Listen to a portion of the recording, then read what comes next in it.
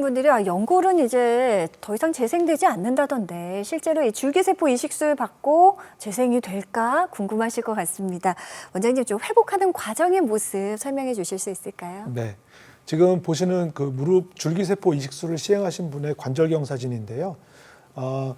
무릎의 관절은 뼈를 덮고 있는 관절연골이 있는데 이 관절연골이 떨어져 나가는 게 기본적으로 퇴행성 골관절염인데 이 뼈를 덮고 있는 관절연골은 영양분을 공급받는 방법이 혈관이 아니라 관절액에서 직접적으로 영향을 받기 때문에 네. 한번 손상이 되면 다시 재생될 수 없다 이렇게 알고 있는데요.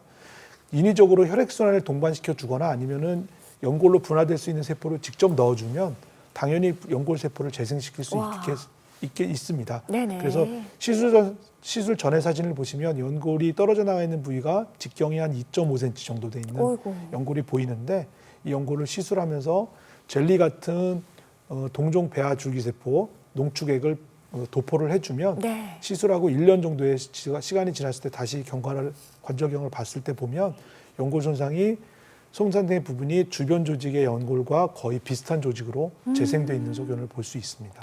와, 그러니까 사진으로도 정말 드러났던 뼈가 줄기세포 이식술을 받고 난 뒤에 연골이 잘 재생된 모습 확인이 가능했습니다. 자, 실제로 치료받으신 분들의 사례 좀 살펴볼게요. 66세 어머님께서 받으셨네요. 지금 보시는 사진은 줄기세포 이식술을 시행하신 66세 여자 환자분의 관절경 사진인데요.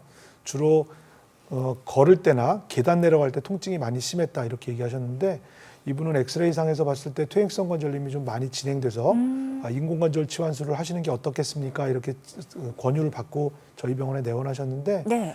인공관절은 골다공증이 많이 심하시기 때문에 인공관절보다는 본인의 관절을 좀 살리는 방법으로 치료를 해보겠습니다. 이렇게 결정해서 줄기세포 이식술을 시행하셨고요. 네네. 그래서 시술 전에 보시면 주변에 남아있는 연골보다 떨어져 나가서 뼈가 드러나 있는 부분이 훨씬 더 많이 보이고 있는데 네. 시술하고 12개월이 지나면 관절 연골이 거의 정상적인 연골과 비슷한 조직으로 대체되어 있는 소견을 관찰할 수 있었습니다. 네.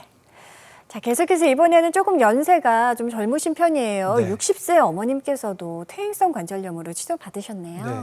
60세 여자 환자분이시고 마찬가지로 무릎을 움직일 때나 그리고 계단 오르는 거 이런 게 힘들어서 병원에 내원하셨는데 특징적으로 무릎 관절염이 진행된 게 오래되다 보니까 근육이 다 빠져서 걸을 때 힘이 들고 근육에 힘이 없습니다. 이렇게 얘기하셨습니다. 아유, 네. 그래서 시술 전에 보시면 아까 분들보다 더 퇴행성 관절염이 많이 진행돼서 이 연골의 관절면에 거의 뼈가 다 드러나 있는 소견이 관찰되고 있는데요. 네네. 시술하고 20개월이 지난 후에 관절경 사진을 보면 주변 조직과 거의 비슷한 연골로 재생되어 있는 소견을 관찰할 수 있었습니다. 네.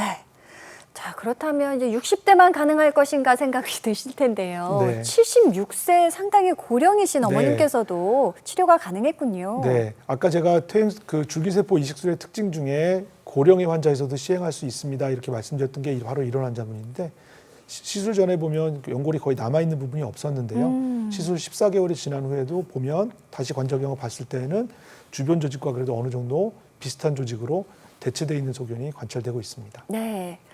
자, 앞서 오늘 굉장히 이른 젊은 나이에도 스포츠 네. 손상으로 퇴행성 관절염 앓는 경우 굉장히 많다 말씀드렸는데요. 역시 55세이신데 퇴행성 관절염 앓으셨던 어머님께서도 줄기세포 이식술 받으셨네요. 네. 이 환자분은 나이가 55cm인데 과거력을 보면 15년 전에 스키 인저리로 스키 손상으로 십자인대 재건술을 이미 하신 적이 있었고 네. 특히 에어로빅 강사하시면서 무릎을 좀 혹사시켰던 이런 환자분이신데 시술 전의 사진을 보시면 아까 전에 보셨던 고령의 환자보다는 연골 두께가 굉장히 주변 조직이 많이 남아있지만 손상된 부위는 또 굉장히 깊이가 깊은 이런 특징이 있는데요. 네네. 시술 13개월 후에 보면 연골 조직이 거의 정상으로 대체되어 있는 소견을 관찰할 수 있었습니다. 네. 자, 생방송으로 함께하고 있습니다. 지금 이 시각 오후 5시를 향해 가고 있는데요. 자, 이쯤에서 다시 여러분들의 고민 해결 시간 가져보도록 하겠습니다. 시청자 참여 방법 확인하시죠.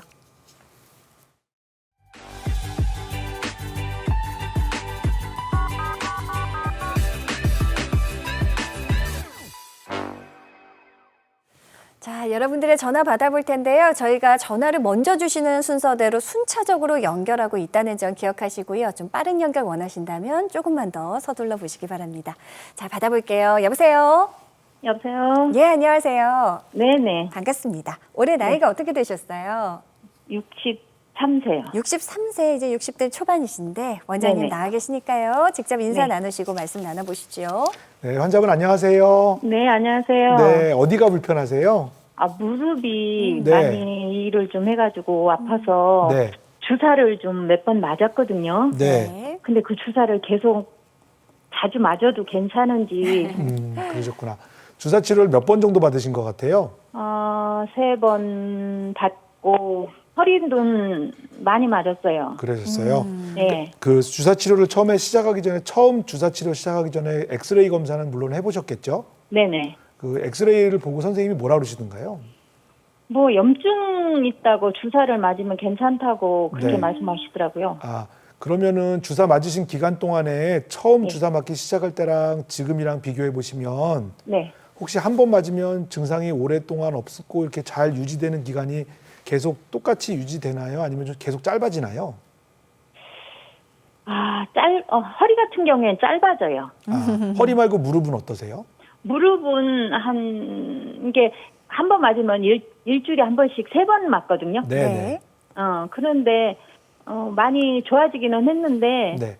이렇게 서 있으면 바늘로 퍽퍽 쑤시는 것처럼 많이 아프거든요. 아, 지금 말씀하시는 일주일 간격으로 3번 맞는다는 주사는 아마 연골 주사일 가능성이 있어요. 네. 히알루론산 주사라고 무릎의 네. 염증을 억제시켜주는 주사인데 아까도 제가 말씀드렸지만 이 주사는 네. 원인을 해결하는 건 아니고 무릎에 생긴 염증들을 억제시켜주는 이런 반응을 하는 거기 때문에 네. 네.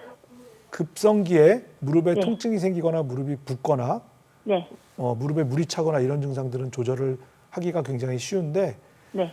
연골이 떨어져 나가거나 아니면 어디 네. 손상이 있어서 계속 무릎에서 시그널을 보내주는 거라 그러면 이런 것들을 놓치는 경우가 생길 수 있기 때문에 그래요. 네. 제가 여쭤봤던 것처럼 네. 처음에 연골 주사를 3번 맞을 때는 이게 주사 맞으면 한 1년은 괜찮았는데 네. 두 번째 그 다음에 맞을 때는 6개월 정도 지나니까 또 아프고 그리고 또 가서 맞으면 이번에는 3개월밖에 안 가고 그 다음에는 또 한 번 맞으면 맞을 때뿐이고 또 아프다 이렇게 얘기하시는 분들은 결국은 연골 주사를 가지고는 해결이 안 되고 무릎에 문제가 있는 거기 때문에 네. 잘 관찰하셨다가 네. 내가 연골 주사 맞는 주기가 계속 짧아지는 것 같은데 이런 생각이 드시면 네. 관절염 중간 단계까지 진행됐다고 생각하시고 정밀 검사를 받아보실 생각을 하셔야 돼요.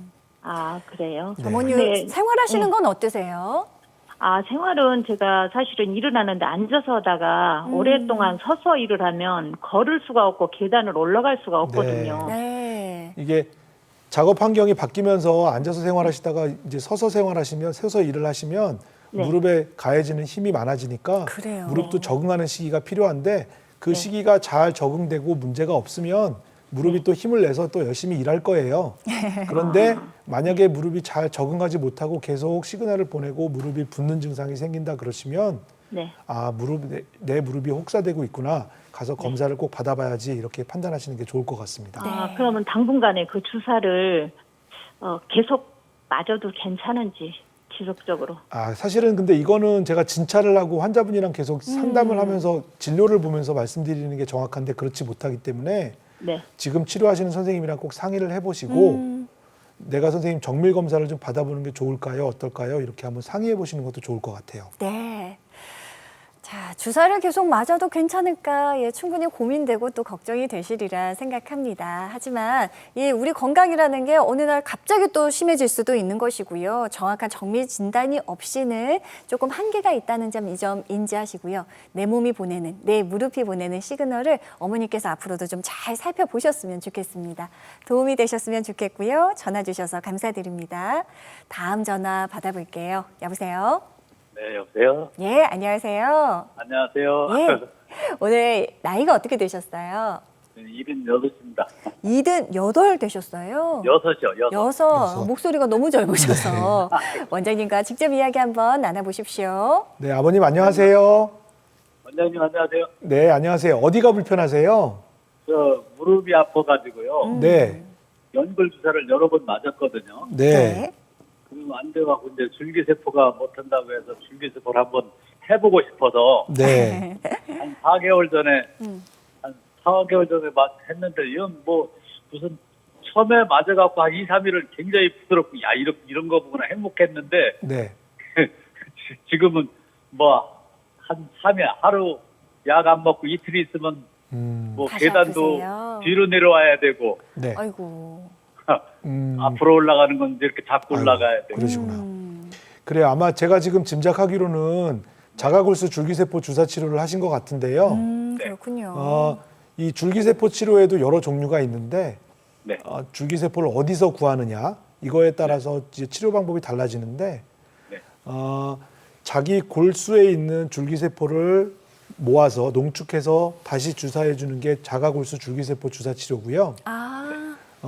아까 말씀드린 것처럼 아주 줄기세포가 많이 있는 동종 배아 줄기세포에서 채취를 해서 쓰는 게 줄기세포 이식술인데 아무래도 줄기세포의 숫자나 그리고 성능이나 이런 거에 차이가 있을 수밖에 없거든요. 그렇군요. 네. 그래서 저희가 지금 최근에는 자가골수 줄기세포 주사 치료는 관절염 초기 증상에서 증상을 좋게 만드는데 효과가 탁월하다.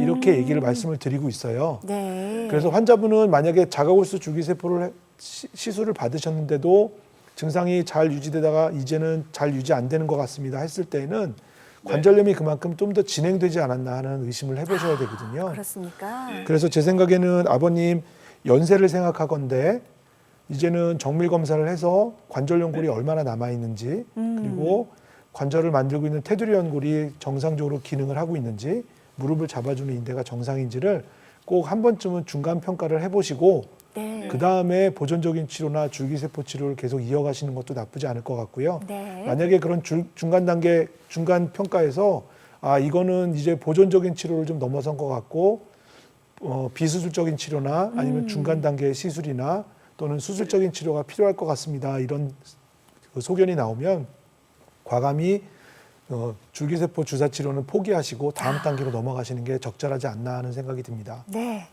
그런데 자. 선생님, 네, 줄기세포를 자기 골수를 빼잖아요. 네. 그런데 여러 번 할 수 있는 건가요?